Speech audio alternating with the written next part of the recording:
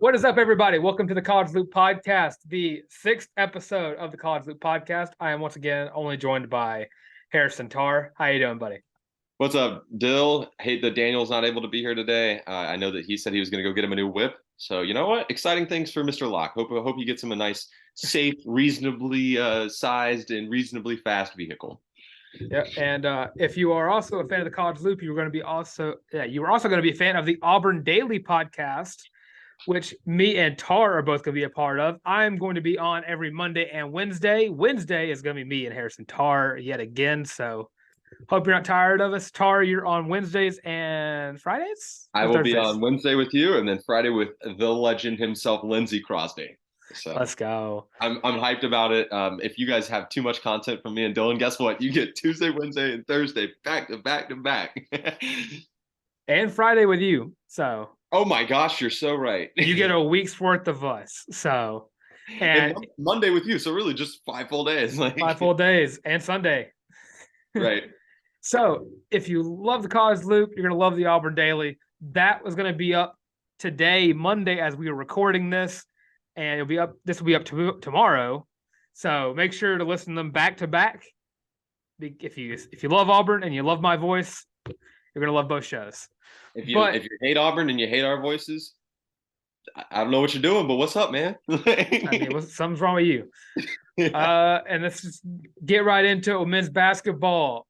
Auburn makes 5-star small forward Ace Bailey's top 12. He went to McEachern High School, which is the same place that you might know some of these players. I mean, you might know Isaac Okoro and Sharif Cooper, like those names. I don't know if y'all are fully aware of those two. But yeah, talk about Ace Bailey a little bit. The Atlanta to Auburn pipeline is a real thing, Dylan. I'm a living example of that. What can I say, right? I even didn't even plan this, but I have the ATL T-shirt on today. So Ace Bailey, 5-star composite on anywhere you look. He's in the top 15 nationally from 24/7, and composite. He's number 6 in the country. Anywhere you look, he's a top 5 small forward. Checking in at 6'10", 185. He's a high school junior, class of 2024, so still room for potential like jump up a couple inches, which would make him move probably from that 3 roll to that 4 roll. And I don't want to put pressure on a kid that's not even mentioned how serious he is about Auburn, other than the fact that we all think that there's serious connection there. It makes a lot of sense. And I think Dylan and you and I were talking right before we started recording. I think that 2024 has the potential to be the best Bruce Pearl recruited class at Auburn, which would also be the best Auburn recruiting class of all time. I've heard rumors that Auburn could take upward of 5 freshmen, which would be you're getting Duke, Kentucky level consistency there. And that's I know it's a hell of a connection there. But the big thing that I like a lot about Ace Bailey is his versatility. He's got a smooth stroke from 3, and I mean, Dylan, 6'10", good perimeter shooter, kind of can take over the ball game. I think you know where this comp is going. Kind of sounds like a Houston Rockets player a little bit. That another no-name player like Jabari Smith. Yeah, his name was something like Jarabi Smith. If you ask Oh my gosh, we got to get Colin on here one day and just ask him, just not tell him the question's going to be like, so what were you thinking when you said Jarabi Smith? But I think that Ace Holloway, I say Holloway, excuse me. Ace Bailey, I got him mixed up with Aiden Holloway, who we know is coming. 2023 commit. 2023 commit, soon to be called the Garden of Aiden, which is an incredible nickname, by the way. That's awesome. I think that this is a potentially really good target. I think that we could find out in the next 6 months or so. He's a high school junior. Usually kids recruit going in their senior year, somewhere in that ballpark. They commit rather. I think that we could find out Auburn's in his top 5 sooner than you might think. So big ups to Bruce Pearl and company for keeping that Atlanta pipeline strong. I mean, there's no hiding the fact that some of the best basketball talent in the world comes from Atlanta, Georgia. So, and to keep it moving, Auburn basketball is back in play on Wednesday in Georgia, in Athens, Georgia, in the Stegeman Coliseum. Stegman. It's a weird E to have there then if it's not Stegeman. I don't know, but yeah, no, they'll be at the Steg, as they call it, in Athens on Wednesday night. I think it's a kind of a later tip. I believe it's a 7 o'clock. 5:30. Is it 5:30 Central? 5:30 Central. Yeah. I'm so glad you told me. That means I need to leave work a half hour early. Yeah. But to that point, we're talking about this is going to be the last episode to come out before the men's basketball game. We'll have an opportunity to record. Sorry, Dylan, it's going to have to be late night because I'm coming back from Athens to get back to Macon. We'll do a late night. It'll be fine. Yeah, recap. You'll be fine. You're nocturnal.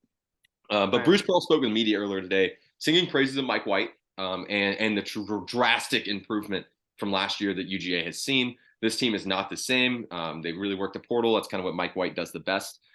Bruce noted also that head-to-head, Mike White's kind of been the Achilles heel in the SEC for Bruce. And last year, Florida was kind of hard to watch, and they're in that same boat this year with the Bruce Pearl disciple, oddly enough, right? Yeah. But this team is sneaky competitive. Bruce brought up another good point about they've not played the rigorous schedule that some of the other teams in the SEC has, but to spin zone that you can't measure confidence in college hoops. And also, like we said, this team is light years better, and it really all starts with Cairo Oquendo. And we were talking about this kid last year when he came to play on the Plains, and you and I looked at each other. I think we were at that game together. We looked and said, that kid has KD Johnson, Auburn transfer written all over him. And to his credit, he has stuck through it and stayed at Georgia, remained committed. I think that the transfer portal would be very interested to have him. But if you look at him, averaging 14.3 points a game, he's played in 10 of their 12 games thus far. I believe they're 10-3. I'm sorry, 10 of their 13 games. I believe they're 10-3. You have to fact check me. They're 10-3, yes. 10-3, yes. 14.3 points, 3.9 rebounds. Not really defensive menace, but 42.1% from the field. Knocks down his free throws. A 33% 3-point shooter. The guy can kind of beat you inside and outside. So it's going to come down to guard play once again, Dylan, and that's going to be the theme of the year, right? Yep. And you talk about 10-3. Georgia has lost to teams such as Wake Forest, UAB, and Georgia Tech. And now remember, Georgia Tech's having a better year than we thought they would. UAB's good. UAB's really good. And you lose some. So I look for my UAB hat behind me. If you're watching the video, you'll see that my background has been constantly changing. It might still be changing recently, but you can currently see my 40-plus hats that I own of college football teams. But yeah, key factor of this game is consistency shooting for Auburn. It's something we have been getting a lot of inconsistency in. And I think a key factor to this game is Auburn needs to shoot the ball well to win this game.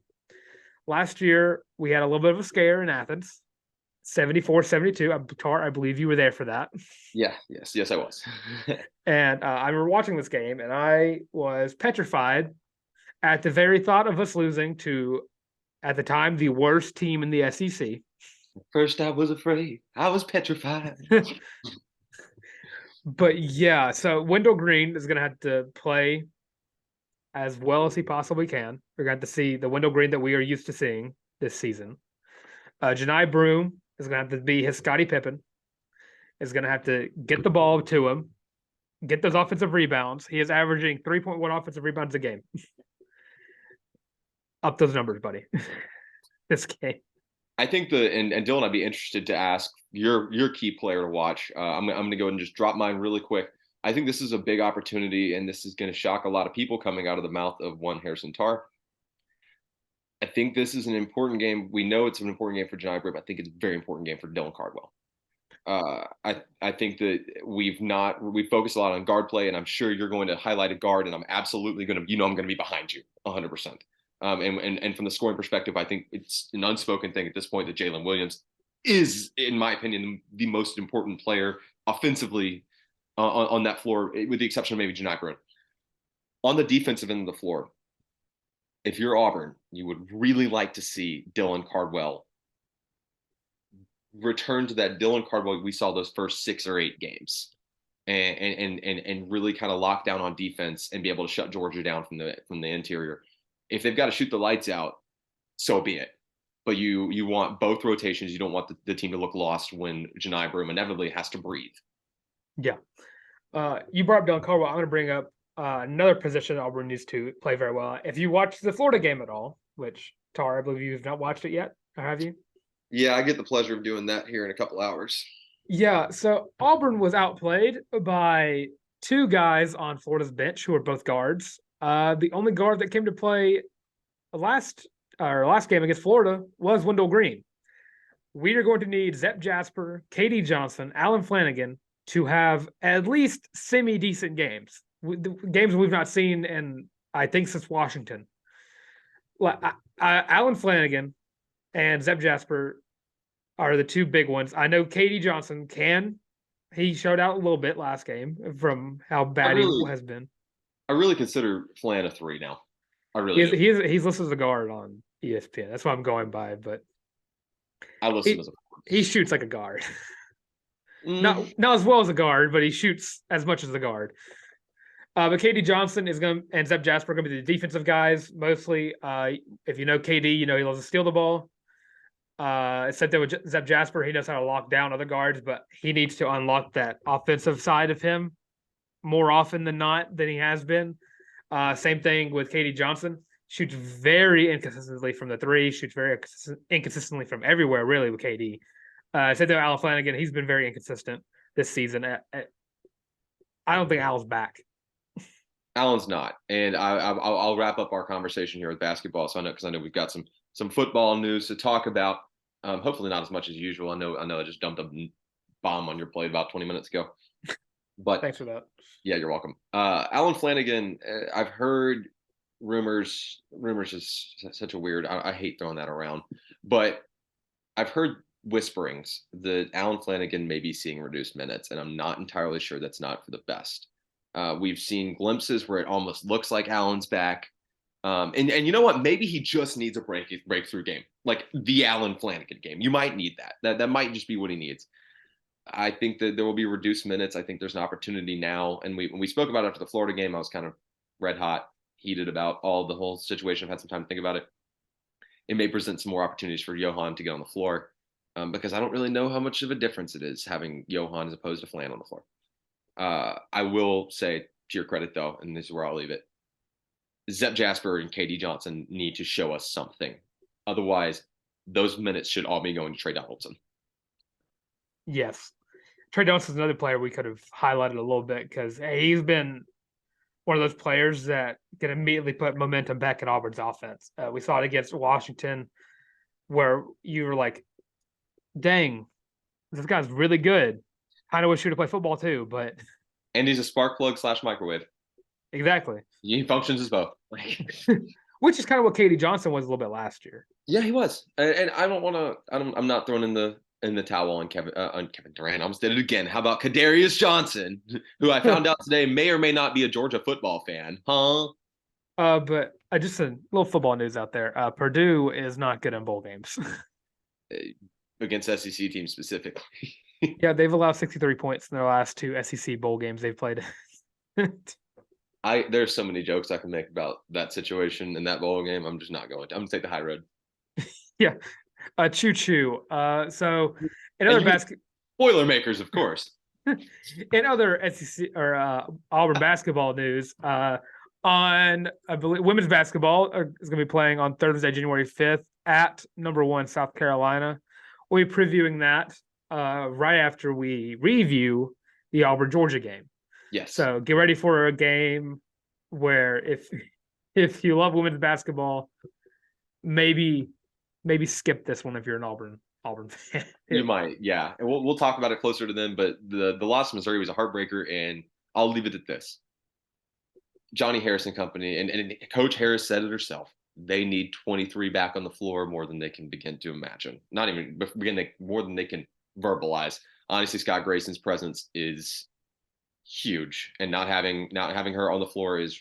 I think that if honesty is in the game, Auburn's 1-1 in the SEC right now. Facts, big facts. All right, and now to go to 0-3 after Thursday. Now to get into football. If you watched Sunday Night Football last night, you know that the Las Vegas Raiders lost to the San Francisco 49ers 37-34, but there was a very familiar face on the under center for the Raiders last night in Mr. Jarrett Studham, or Stidham, whichever one you want to say. But last night, Jarrett Stidham, 23 of 34, 365 yards, 3 touchdowns, and 2 interceptions that I believe were actually drops that got picked off. Fun fact about that game: the only other player in NFL history with at least 365 passing yards and 3 touchdown passes in his first career start is Mike White from the New York Jets last season in his 34-31 victory over the Cincinnati Bengals. Is this on the rundown and I just didn't see it? Yes, it is. So I was really hoping that you were about to be like, it was Joe Montana, and I was so ready to be like, stop the count now. You know, the Bruce Pearl, that clip, that's me. Yeah. You know? Stop the count. I just wanted to I read it in an article and I was like, I have to bring this up. That's awesome. Stidham impressed me yesterday, man. Decision making, using his legs every here and there when he had to. I mean, had a huge. I guess it wound up being a half yard short, and they converted anyways. But a huge pickup to keep Vegas in the game. Both of his interceptions were flukes that bounced off of, I guess not flukes, but you know what I mean. Weird, wacky bounces off players and defenders' hands, and he was throwing into tight windows. And he was hitting his guy. And checkdowns were there. He was checking down more now than he was his senior year at Auburn. That's not even close. I think that this was an encouraging sight for Stidham and for Auburn alum and the pros, because then you turn around and you got Legatron. That's got to be fun for those guys. So that was fun for me to watch. I feel like you're watching OG Auburn out there, because Daniel Carlson tied the league single season record for field goals of 50 or more yards after he kicked a 57-yard field goal. I bet the Vikings are so glad they let that guy go. The Vikings and the Patriots probably punching a wall right now, because they let go of a star-studded Hall of Fame quarterback in Jarrett Stidham. Right. Mm-hmm. And a for sure Hall of Famer in Daniel Carlson. First ballot. I think that it's also kind of fun. This is my last little note about the Raiders right now, and they're not making the playoffs. We know that, but they got eliminated, right? Yeah, they're eliminated. So be it. It was fun, and it will continue to be fun.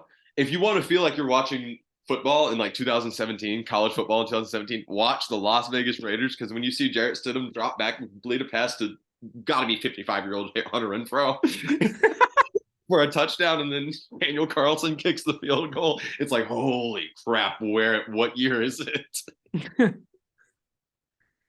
I do have, I'll pitch this to you afterward, but I have a fun thing to do that I saw on TikTok. But to keep it going, DJ James and Nehemiah Pritchett back to the Plains for this one, both returning for next season, which I think is huge for this Auburn defense. Yes. Talk about a little bit on the Auburn Daily with Lance Daw today. We did his 5 New Year's resolutions for Auburn football. You mean Lance got that dog? That's what you meant to say. That is what I meant to say. One of his resolutions, he said, was to reestablish a defensive identity. If you watch Baylor at all in 2021, you know that they know how to turn over the ball. In 2021, they forced 19 interceptions. 19 interceptions. Tarr, can you take a wild guess as to how many interceptions Auburn had last year? Take a wild guess. 6. Yes, actually. I actually knew that. I'm sorry. It's fine. And so forcing a lot of them being interceptions. Owen Papo on Bryce Young. Carry on. You're not wrong. So I know. DJ James and Nehemiah Pritchett are going to be the number 1 and 2 corners going into next season. Tarr is foaming at the mouth for Akayan Lee to get some early playing time. But getting those interceptions like that is going to start off with the fact that DJ James is one of the best corners in the SEC, and he definitely could be later on a star-studded NFL cornerback, because Auburn is now DBU, by the way. Yes, and he's destined to play for the Tampa Bay Buccaneers. Carry on. Of course he is, because Tampa Bay is all about breaking my heart. But yeah, 2 big-time guys that are back who, after Harsin got fired, immediately started playing better. Like, it was night and day. Watching Pritchett give up like 20-yard passes playing the early season, and then watching him just shut down guys like Jaden Wally and Jermaine Burton. I'm trying to think of other wide receivers he covered. One of my favorite memories from this football season is me texting in all capital letters and every single person in the group chat emphasizing, holy Nehemiah Pritchett turned his head. I mean, there's another guy that we could make fun of, but we're not going to throw any names out there of another Auburn secondary player who got picked on a lot this season. Yeah, we could just not. Yeah. But yeah, big pickups. I guess it's pickups. You got two guys. Retention. Yeah, retention. DJ James could have probably went pro this year. Probably wouldn't have been a early draftee. Would have been like your 4 or 5 round. But we have guys like Rudy Ford and Daniel Thomas, guys who have really popped off as of recently. I think Daniel Thomas is like 3 or 4 interceptions. Same thing, Rudy Ford being 4 or 5 round pick players. Rudy Ford had a pick yesterday. Did he take it to that? Was that a house call? I couldn't remember. I saw I can't remember. The Packers I got it. I got an update from that from like it may have been Lance who put it in the group chat, and I was like, oh, that's cool. I'm not going to watch that game. Back to Jarrett Stidham. Back to the GOAT, Jarrett Stidham. But yeah, secondary, DBU, Legion of Boom is coming to the Plains. I'm very excited about this secondary, and the retention here is so big. DJ James and bringing back Pritchett, like you said, they got better when Harsin was gone, and then I think that Auburn has dogs. I really do. I think that having 2 solidified air quotes starters, because anything can shake up in spring ball, right? But this is huge, and I don't think you can measure how big of a deal this is anchoring down that secondary, because for so long, Auburn's front 7 really bullied people, and then it flipped to the secondary because the front 7 was just kind of meh, and then your secondary, you're like, okay, wait a minute. So the secondary is not good anymore. Is there any part of this defense that's good? I would say a key factor to this team next year is the fact that the secondary is looking really good. Defensive line is going to look stout. The question for this defense is, can they replace players like Owen Papo and Derek Hall and Colby Wooden? You know where my heart is with Owen. Don't put him in the Derek Hall and Colby Wooden conversation in return for replacement. Well, I'm going at from like, I think the D-line, it won't be able to replace the Derek Hall or Colby Wooden as easily, but I think that the front as a whole has gotten better. Y'all got any more of those Wooden brothers? We do have one at safety who might start at free safety, maybe. Maybe. We'll talk about it later. But like the secondary is looking really good. You got Pritchett, James, then you got Osbury and JD Rhyme who are looking to get in. Kyan Lee, Donovan Kaufman, and whoever's starting at free safety. It could be Caleb Wooden. What if Donovan Kaufman just rocks in 2023? I like the idea of him doing that. I think with Zach Etheridge. Yeah, I mean, I'm so serious. Out of that group, Donovan Kaufman, I think, is the highest ceiling of the guys coming back. I believe you are right. I think him being he's going to be a captain of that defense. For sure. Oh, for sure. Probably not a captain. He's going to be the captain of that defense. Absolutely. I'm curious. And this is, we're definitely going to have a roster point as we get into the offseason in the summer, talking about roster position by position breakdown. But this will be a good conversation for them. I think Donovan Kaufman might have the potential to be the most improved player on that defense. Let me read you the positions that led Baylor in interceptions in 2021. That year they had 19 interceptions.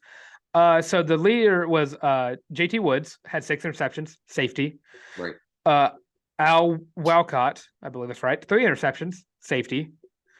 Jalen Petrie, who is now in the NFL, 2 interceptions, he's a safety. And Jarian McVia, 2 interceptions, also a safety. I'm seeing a trend. I think that the secondary, or at least the safeties, are going to be getting some interceptions next season. I can't wait till we get closer to the NFL draft, and I'm going to have a whole breakdown of how Owen Papo could have just been a really big free safety. It could have been. I know. But yeah, I think if this Auburn defense can bring in some linebackers, especially that one from Maryland that Zach Blackerby wrote an article about in the Auburn Daily. Correct. I can't remember his name off the top of my head, but I know he's from Maryland and I know he's good. Carry on. But I think that anchoring down that linebacker core with this 4-2-5 that Ron Roberts is going to be bringing in, this old Kevin Steele type scheme, I think if you get the two part of that 4-2-5 settled, this Ahmad defense. Say it again. McCullough. Ahmad McCullough. That's right. Ahmad McCullough. That's Yeah. right. If you Maryland, get sorry. if you get those linebackers built up, this defense is going to be legit legit next season. Filthy. Absolutely. Flip it to the other side of the ball, Dylan. I think that we can kind of move forward. I know that I could talk about this Auburn defense all freaking day. I really could. I'm so excited to watch this youth get better. I mean, this is going to be an awesome Birmingham Bowl next year. No, I mean, I'm only kind of half kidding, but I'm going to go ahead and break this and let you go in first because time and time again, Dylan Larck keeps bringing up points that I keep telling him he needs to shut up about, and then I'm right for a minute, and then it flips on me. There's a young man who's currently playing in a bowl game. As we're recording this, his name's Michael Pratt. You want to talk about Pratt first, or you want to talk about the offensive lineman that we? I want to talk about Pratt first. I want to get that one out of the way. All right. So, if you're unaware, Grayson McCall has taken his name out of the transfer portal, so that leaves up in the air Robbie Ashford, Spencer Sanders, or Michael Pratt, who's currently playing against USC and is currently holding his own against USC. Not that their defense is anything to brag about, but this Auburn quarterback room just keeps getting more and more migrainingly painful to keep up with. Yeah, you talk about Pratt. I'll let you break them down from the analytical standpoint here in just a second, but this whole traction just kind of resurfaced like today. And I think that you and I had kind of had peace in our last episode, that it was pretty much, or at least not necessarily last episode, but our last time we talked, we had peace with the fact that it was down to, it's either going to be Ashford or Sanders. And now it's not. And it sounds a lot like as soon as this game ends, this Cotton Bowl inevitable loss. It's already over. Tulane won. Tulane won? Tulane won 46-45. Whenever USC got to figure out that defense, dog. Oh my god. Caleb Williams threw 5 touchdowns and lost. I swear I walked out and they were down 42-35, 42-30, something like that. Hold on. You keep talking. I'm going to find out what happened. But apparently, immediately after this Cotton Bowl, since it's now over, and apparently Tulane came back and won. Jesus, good night, Heisman winner Caleb Williams. What? It seems like there is serious traction for Pratt to come to Auburn. He's the reason Tulane has been so successful on offense. I mean, their front sevens. I mean, excuse me, not front seven. Their offensive line is good. Their defense is solid-ish, but he has been their offense. So the fit makes sense, but he's pro style. So. When did you leave the TV? How long was left in the game whenever you, I guess, cut it off? 8 minutes. Okay, so with 4 minutes in the game, USC got the ball at their 1 yard line. Safety. So it's 45-39. Tulane got the ball with 3 minutes left in the game. Took it down the field, scored touchdown, 46-45. And USC threw an incomplete pass to end the game. Nice. And Michael Pratt did the job. He did the thing. So for all the haters out there who don't think the 12-team playoff is going to work with an automatic bid for the GO5 winner, Tulane just proved y'all wrong. But their quarterback proved us right. But the quarterback is making more work for me. Yeah, he is. Michael Pratt in this game, 8 for 17, 234 yards, 2 touchdowns. Also ran the ball 15 times for 83 yards, which is 5.5 yards a carry. It's a good game. Very good game. That's fine. I would be surprised to hear his name gain more traction than it already has. But Dylan, damn it, I get surprised every time I check my phone. So I don't even know anymore. So I don't know where to even go with this. Michael Pratt, pro-style quarterback, gaining a lot of traction with the Auburn Tigers because, God forbid, it's simple. And when Dylan said he doesn't know where to go with this, it's because he has a migraine because of this situation. He was completely fine until I said the words Michael Pratt, and then his migraine just resurfaced. Yeah, Tarr got a lot of words from me, and that's it. or at least Was one that word. words? That was just jumble. Yeah, I just sporadically typed, but yeah, One more transfer and let's wrap this bad boy up and let people enjoy their Tuesday. What do you say? let's go. Tar, do you know how many offensive linemen Auburn has picked up in this recruiting class and in the transfer portal? 6? 6. Oh my gosh, I'm so good at guessing things that I think I know today. Lucky number 6. But with that, Auburn has offered yet another offensive lineman. This one from Eastern Michigan with their beautiful gray football field. Not anymore. It's green now. They got bullied out of it. I'm upset. Oh yeah, no, me too. Carry on. But yeah, he received an offer from Auburn, I believe either today or yesterday. I didn't check the date. Yesterday. He is 6'4", 308 pounds. And Big everybody boy. wants him. And everybody wants him. This man entered the portal and immediately got 8 offers. Which is probably why he entered the portal. There was probably a lot of trouble. I mean, he's all MAC, right? Yeah. There's no surprise there. I don't know about. I've really not heard a ton of smoke about this fit, but it wouldn't surprise me. I'm sure certainly this is going to be a P5 move. Otherwise, why would you leave, right? Like it doesn't really matter. Yeah. Running out of spots on that offensive line, and I never thought I would say that. O-line's looking a little spicy too. Yeah. But a key, one of the big factors of Marcellus's game was pass blocking. Something that Hugh Freeze wants to hammer home. He wants to be able to pass the ball. And props to him for being good at pass blocking. Lord knows I was terrible at it. Hey, props to anyone transferring to Auburn that knows how to block, period. Yeah, we're surprised that we don't have to do open tryouts with some of the students. Hugh Freeze has completely changed the trajectory because Brian Harsin did not want to recruit a lineman. Hugh Freeze has emphasized it. It was like, I want my quarterback to have fun. What better way to round off the first podcast of the new year? Actually, how about that? First show of the new year. What better way to round it out than with a little Brian Harsin slander? This is just a fun chime in. I think this guy might be living the dream. I think he might be living the dream. Because he didn't do a job for like a year and a half, and then now he's got $15.6 million that we paid him, right? That Auburn paid him, rather. Excuse me. Yeah, Hars. And no more huddle with Hars though. I'm upset about that. I was hoping for a crossover one day. You can have you freeze as a guest. It's a good idea. Good question. How do I feel to do my job? Yeah, right. Wow. I wanted to just put this out there while we wrap this up.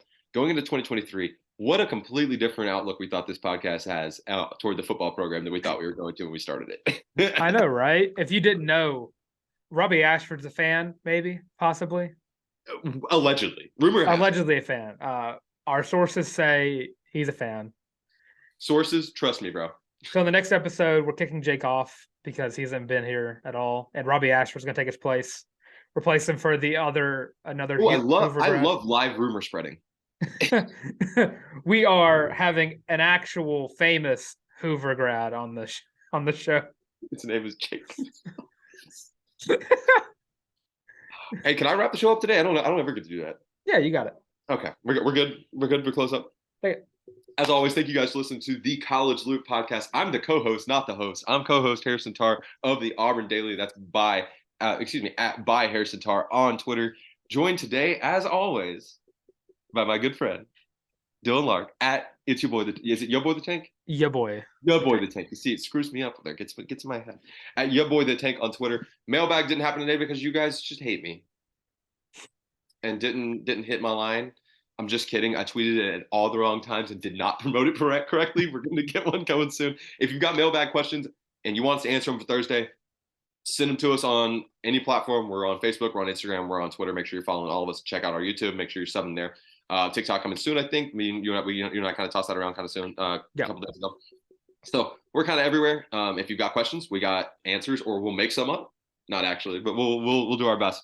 So as always, thank you guys for listening to The College Loop, and we will see you on Thursday. See y'all.